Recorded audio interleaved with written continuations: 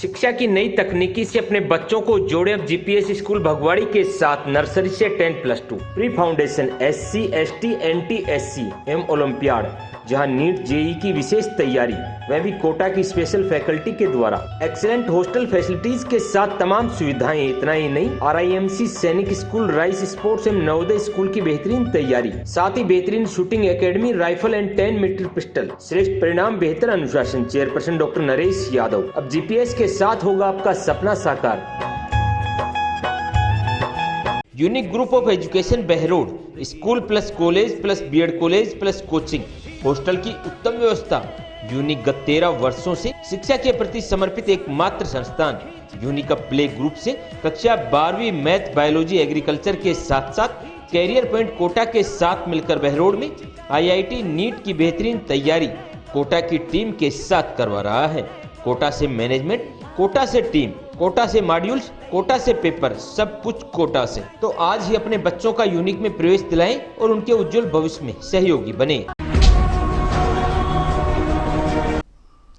नमस्कार, आप देख रहे हैं आप तक नेटवर्क, बदलते वक्त का आईना। मैं हूं देशराज यादव। वक्त तो चला आज की खास खबरों को जानने का, और खबरों की शुरुआत करेंगे सबसे पहले बड़ी खबर से। निमराना पंचायत समिति के ग्राम पंचायत कानावास में महाशिवरात्रि के पावन पर्व पर हर वर्ष की भांति इस बार भी भगवान शिव के वार्षिक मेले का आयोजन धूमधाम से किया गया, जिस दौरान कार्यक्रम के मुख्य अतिथि भाजपा नेता बलवान सिंह यादव रहे। इस अवसर पर सांस्कृतिक कार्यक्रमों का भी आयोजन किया गया। वहीं बलवान सिंह यादव ने महाशिवरात्रि के महत्व को समझाया, साथ ही भगवान शिव की उपासना को जीवन के हर पहलू में सकारात्मक ऊर्जा लाने का तरीका बताया। बलवान सिंह यादव ने कहा कि शिव की पूजा से ही जीवन में शांति, संतुलन और समृद्धि आती है। साथ ही उन्होंने शिव मेले में आयोजकों की सराहना की। वहीं इसे ग्रामवासियों के बीच सामाजिक और सांस्कृतिक एकता को बढ़ावा देने वाला महत्वपूर्ण कार्यक्रम बताया। वहीं शिव मेले के वार्षिक कार्यक्रम में इस बार कबड्डी, वॉलीबॉल और कुश्ती के मैचों का भी आयोजन किया गया। इसके लिए बलवान सिंह यादव ने कहा कि खेल आयोजन युवाओं को प्रोत्साहित करने और शारीरिक स्वास्थ्य को बढ़ावा देने में कारगर साबित होते हैं। वहीं मेले कार्यक्रम में कबड्डी और वॉलीबॉल के रोमांचक मुकाबले ने दर्शकों को काफी उत्साहित किया।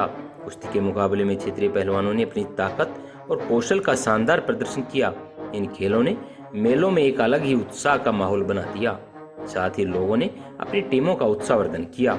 अंत में मुख्य अतिथि बलवान सिंह यादव ने शिव मेले के आयोजन के लिए आयोजकों का धन्यवाद ज्ञापित करते हुए सभी को महाशिवरात्रि की शुभकामनाएं दी। इस अवसर पर कानावास सरपंच अजीत सिंह यादव, अमित यादव पंचायत समिति सदस्य, रवि कुमार कमेटी अध्यक्ष, विनोद कुमार कमेटी प्रबंधक, बृहस्पति कमेटी सचिव, सूरत सिंह रिटायर्ड RPF सहित अनेक ग्रामवासी मौजूद रहे। राठ ग्रुप ऑफ एजुकेशन, जहां पर होता है बच्चों का सर्वांगीण विकास, बेहतरीन शिक्षा के साथ कंपटीशन टेस्ट के लिए बच्चों को किया जाता है तैयार। राठ मतलब सक्सेस, बात चाहे परीक्षा परिणाम की हो या नीट, जेई और IIT की। राठ ने सर्वाधिक सिलेक्शन देकर क्षेत्र का किया है नाम रोशन। अब आपके होनहारों का सपना पूरा होगा राठ के साथ। तो आज ही जुड़िए राठ ग्रुप ऑफ एजुकेशन से और दीजिए अपने सपनों को नई उड़ान। बीकानेर मिष्ठान भंडार पिछले 25 साल से ग्राहकों को बेहतर सुविधाएं प्रदान कर आपके परिवार का हिस्सा बनता हुआ आया है, जहां पर हर प्रकार की मिठाइयां और फास्ट फूड उपलब्ध हैं। तो बहरोड में अब एक ही नाम, बीकानेर मिष्ठान भंडार, मेन चौराहा, पुल के समीप बहरोड। बहरोड कस्बे के इंदिरा कॉलोनी में मानव सेवा संस्थान की ओर से स्कूलों में अध्ययनरत विद्यार्थियों को स्कूली बैग वितरित किए गए। वहीं बहरोड बाजार में स्थित स्कूल नंबर 1 में अध्ययनरत विद्यार्थियों को स्कूली बैग वितरित किए। इस दौरान कार्यक्रम के मुख्य अतिथि पूर्व जिला कलेक्टर जगरूप सिंह यादव रहे। वहीं कार्यक्रम की अध्यक्षता संस्थान के अध्यक्ष बस्तीराम यादव ने की। वहीं अध्ययन सामग्री देख विद्यार्थियों के चेहरे खिल उठे। मुख्य अतिथि जगरूप यादव ने बताया कि विद्यार्थियों को लगातार मेहनत करते हुए अपने लक्ष्य प्राप्ति की ओर समर्पित रहना चाहिए, ताकि समाज और राष्ट्र के उत्थान में अपना योगदान दे सकें। वहीं कल्याणपुरा गांव में भी स्थित राजकीय उच्च प्राथमिक विद्यालय में विद्यार्थियों को स्कूली बैग वितरित किए गए। साथ ही संस्था के अध्यक्ष बस्तीराम यादव ने बताया कि मानव सेवा संस्थान की ओर से आज लगभग 250 बैग वितरित किए गए हैं। मानव सेवा संस्थान सदैव आमजन के हित में सामाजिक सरोकारों के कार्यों को करते हुए आई है। इस दौरान सचिव महेंद्र शर्मा, सतीश यादव, निदेशक पारुल स्कूल, कैप्टन रामोतार, प्रधानाध्यापिका किरण यादव, जयप्रकाश शर्मा, रविंद्र वर्मा सहित अनेक लोग मौजूद रहे। देश के भविष्य बच्चे किस कदर आगे बढ़ सकते हैं, किस तरह से मानव सेवा संस्थान बच्चों की रोज को लेकर? मानव सेवा संस्थान को स्थानीय जो एनजीओ है उसके आदरणीय बस्तीराम जी वो हैं, अध्यक्ष हैं। मैं भी संस्था से जुड़ा हुआ हूँ। ये अपने सामाजिक सरोकार निभाती रहती, जो भी समाज की ऐसी फेल्ट नीड हैं और जिनको शासन प्रशासन द्वारा संसाधनों की कमी की वजह से या नज़र की कमी की वजह से नहीं पूर्ति करते, तो वो समय समय पे, सारी तो नहीं पर काफ़ी क्षेत्र की आवश्यकताओं की पूर्ति मानव सेवा संस्थान करता है। जैसे पानी जहाँ आवश्यकता होती है तो निःशुल्क जल वितरण का कार्य किया जाता है, आई कैंप लगाए जाते हैं, हॉस्पिटल में पंखे वगैरह देने का कार्यक्रम उसमें भी मैं शरीक हुआ। और इस तरह स्कूल में छात्रों को, प्रतिभाशाली छात्रों को और समस्त बच्चों को बैग वितरण करना, ये सामाजिक सरोकार निभाती रहती है। पर सवाल ये, गुरुतर सवाल ये है कि आज हमारी शिक्षा नीति, मैं समझता हूँ कि लोगों के रोजगार संवरण का कार्य नहीं कर रही। जिससे रोजगार मिल सकता वो अभी भी हम पढ़ा नहीं रहे हैं, और जो पढ़ा रहे हैं उससे रोजगार नहीं मिलता। तो एक भयावह स्थिति है।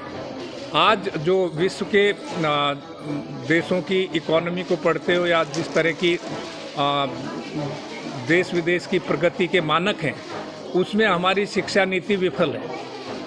यद्यपि शिक्षा नीति, नई शिक्षा नीति बनी है, लेकिन उसमें भी कोई बहुत अधिक आशा की किरण मुझे नज़र नहीं आती। उसमें छोटे मोटे क्राफ्टिंग करके ये किया है। शिक्षा में मुख्यतः जिज्ञासा पैदा करनी चाहिए, क्रिएटिविटी पैदा करनी चाहिए और कौशल संवर्धन करना चाहिए। आदमी को स्किल मिलनी चाहिए, ऐसी स्किल मिलनी चाहिए जिससे व्यक्ति अपने मनोदैहिक क्षमताओं के हिसाब से या तो किसी भी प्राइवेट या पब्लिक सेक्टर में काम कर सके या अपना स्वयं का काम कर सके।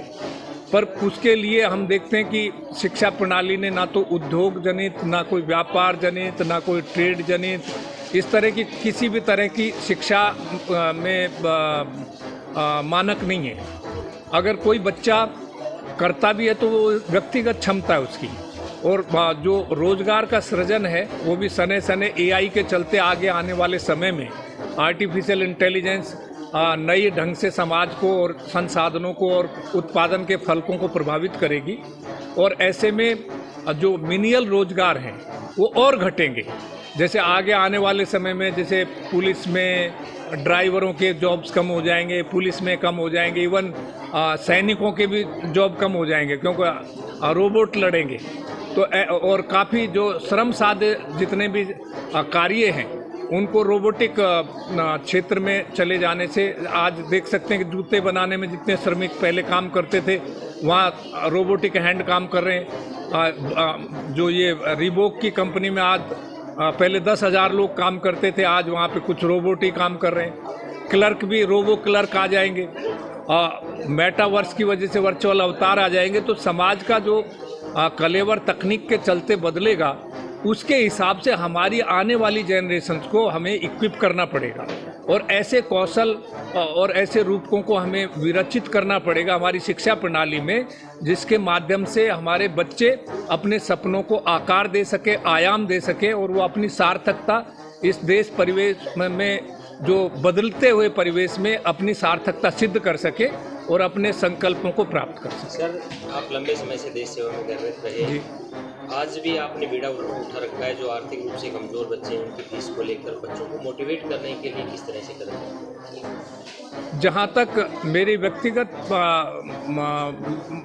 मनोवेग का सवाल है, मैं ये चाहता हूँ कि कोई बच्चा प्रतिभाशाली है और वो महज इसलिए कि उसके पास संसाधन नहीं है वो अपने व्यक्तित्व का दोहन करने से वंचित नहीं रहे। तो इसके चलते इस अंचल के, समस्त देश के तो नहीं, इस अंचल के जो भी बच्चे हैं जो प्रतिभाशाली हैं और संसाधनों के अभाव में अगर आगे अपनी शिक्षा ग्रहण नहीं कर पाते तो मैं उनकी फीस देने का संकल्प मैंने ले रखा है। तो ये अगर आर्थिक दृष्टि से विपन्न कोई प्रतिभाशाली छात्र छात्राएं हों तो +2 के पश्चात किसी प्रोफेशनल कोर्स में जाते हों तो मैं उनकी फीस देने का संकल्प मैंने लिया है।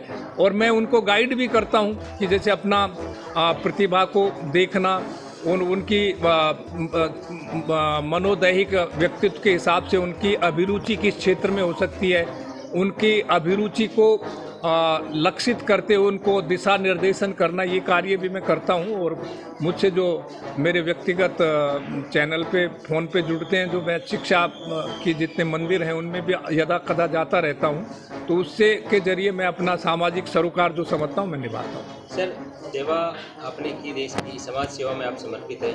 कहीं न कहीं हम भी यहीं के रहने वाले हैं, राजनीति का कहीं न कहीं जिक्र आता है तो उसमें कहीं न कहीं आपका नाम जरूर आगे आता है। क्या राजनीतिक क्षेत्र में सेवा करने पर विचार किया है? नहीं, वो ऐसा नहीं है। अब राजनीति भी क्योंकि समाज नीति का अंग है, मैं जाना चाहता था लेकिन वो अवसर मैं समझता हूँ अब निकल गया, क्योंकि पिछले विगत चुनाव में मैं चाहता था पर किसी राजनीतिक दल ने के बिना आज राजनीति में प्रवेश संभव नहीं है, और निर्दलीय बन जाते तो चूंकि आप प्रभावित नहीं कर पाते नीतियों को, तो वो चैप्टर तो संभावना को तो मैं अब समाप्त देखता हूँ। मैं नहीं समझता कि मुझे कोई राजनीति में मुझे विशेष अभिरुचि भी नहीं थी। मैं ये समझता था कि क्योंकि ये जो मुझे ज्ञान जानकारियाँ मिली हैं ये मेरी अपनी निजी नहीं है, ये सभी समाज के द्वारा मिली हैं, तो उनका उपयोग करके अगर लोगों के प्रश्नों के हल अगर आप समझते हो आपके पास हैं, तो जब आप एक प्रतिनिधित्व के रूप में प्रतिनिधित्व करते हो तो आपको को वॉइस मिलती है। कोई भी जनप्रतिनिधि वो एक व्यक्ति नहीं होता,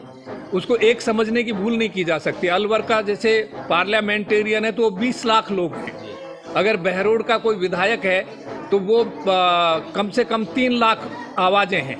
तो प्रतिनिधि स्वरूप में जब आप काम करते हो तो आपकी वाणी में असर होता है, बल होता है, और आप अगर आपको चीज़ें पता हैं तो आप सार्थक रूपक जो फोरम है, जो नीति निर्माण एजेंसियां हैं, जो विधानसभा है या लोकसभा है, जो हमारे प्रजातांत्रिक प्रणाली में प्रमाणिक जो इसके केंद्र हैं, वहाँ पे आप अपने क्षेत्र की और लोगों की आवश्यकताओं को रेखांकित कर सकते हो और उनको प्रभावित भी कर सकते हो। आप प्राइवेट बिल लाके कर सकते हो, सुझाव दे सकते हो शासन प्रशासन को। आप अगर आपके पास वास्तव में लोक कल्याणकारी दृष्टि है और लोक कल्याण की इच्छा है और उसके साथ में क्रियान्वयन करने की योजना भी है, तो राजनीति इसका बेहतर माध्यम हो सकती है। तो उसमें आकांक्षा थी लेकिन वो अब सफलीभूत नहीं हुई, और मुझे कहीं से कोई निमंत्रण मिला नहीं और कहीं प्रश्रय मिला नहीं, तो इस वजह से मैं समझता हूँ कि अब वो चैप्टर समाप्त हो गया। Takshashila group of education Hamjapur Behror affiliated to CBSE New Delhi तमाम अत्याधुनिक सुविधाओं से युक्त एकमात्र विद्यालय, best qualified staff, well trained coach द्वारा wonderful play activities, best result जहां पर JEE, NEET, NDA, NTSE, STSC Sainik school, sports school के लिए बेहतरीन coaching facility, world class boys hostel with all facilities, सभी सुविधाओं के साथ विश्व स्तरीय छात्रावास, PPS पब्लिक स्कूल जहां नर्सरी, LKG, UKG, शिक्षक colony Behror, principal doctor SN Mishra, संचालक संजय यादव। आज ही प्रवेश पाएं और अपने उज्जवल भविष्य की ओर कदम बढ़ाएं। Navodaya academy near government girls school Behror सामान्य शिक्षा से हटकर अपने बच्चों को दे उज्जवल भविष्य की सौगात, जहां पर सैनिक school, military school, Navodaya school की बेहतरीन तैयारी। पिछले 9 वर्षों में सैकड़ों विद्यार्थियों का सैनिक, मिलिट्री और नवोदय विद्यालय में चयन। देवनारायण योजना के तहत निःशुल्क शिक्षा प्लस आवास कक्षा 6 से 12 तक, क्लास 3 to 8 हिंदी एवं English medium, admission open, excellent hostel facility, 5 hours extra classes. Director Tekchand गुजर। तो आज ही बच्चों को प्रवेश दिलाएं और उनके उज्जवल भविष्य में सहयोगी बने। बहरोड में स्थित धर्मचंद गांधी जैन राजकीय महाविद्यालय में पहुंची नेकपियर टीम, जिन्होंने महाविद्यालय का निरीक्षण किया। इस दौरान महाविद्यालय प्राचार्य एवं सदस्यों ने आई हुई नेकपियर टीम का भव्य स्वागत किया। वहीं अभिनंदन कर महाविद्यालय में अध्ययनरत छात्र छात्राओं द्वारा सुंदर सांस्कृतिक कार्यक्रमों की प्रस्तुति दी गई। इस दौरान नेकपियर टीम का प्राचार्य द्वारा PTT कर कॉलेज का भौतिक सत्यापन करवाया गया।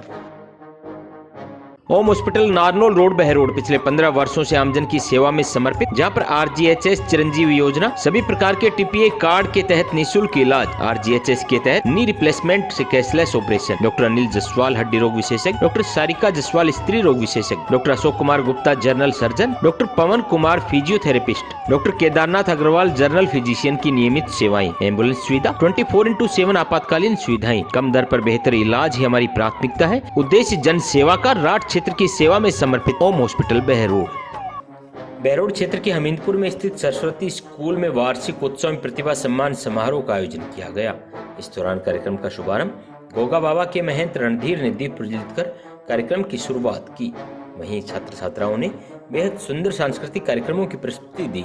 स्कूल निदेशक सुरेंद्र यादव ने बताया कि विद्यालय में शिक्षा के साथ साथ विद्यार्थियों के सर्वांगीण विकास पर ध्यान दिया जाता है ताकि हर विद्यार्थी आने वाले समय में राष्ट्र निर्माण में अपनी भूमिका निभा सके। वहीं प्रिंसिपल मुकेश शर्मा ने तमाम आगंतुकों का आभार व्यक्त करते हुए धन्यवाद दिया। इस दौरान संदीप यादव, अनीता, सुमन, पूनम, सपना, राजबाला सहित विद्यालय का समस्त स्टाफ मौजूद रहा। एशियल ग्रुप ऑफ इंस्टीट्यूशन सभी सुविधाओं से युक्त स्कूल प्लस फाउंडेशन हो। मेरी नींव सन 2008 में रखी गई। एसीएल दिखावे पर नहीं बल्कि मेहनत पर करता है विश्वास। All the ultra modern facilities to enable the students to learn well, face the challenges of the competitive. 2014 में 90% से अधिक 11 विद्यार्थी रहे। एसीएल की फैकल्टी पढ़ाई के साथ साथ बेहतर संस्कार सिखाती है बच्चों को। एसीएल का रिजल्ट पूरे भैरव की अन्य स्कूलों से टॉप रहता है। मैं एसीएल हूँ। आज की खास बुलेटिन में इतना ही। क्षेत्र की तमाम ताज़ा तरीन खबरों को जानने के लिए आप जुड़े रहिए आप तक नेटवर्क के साथ।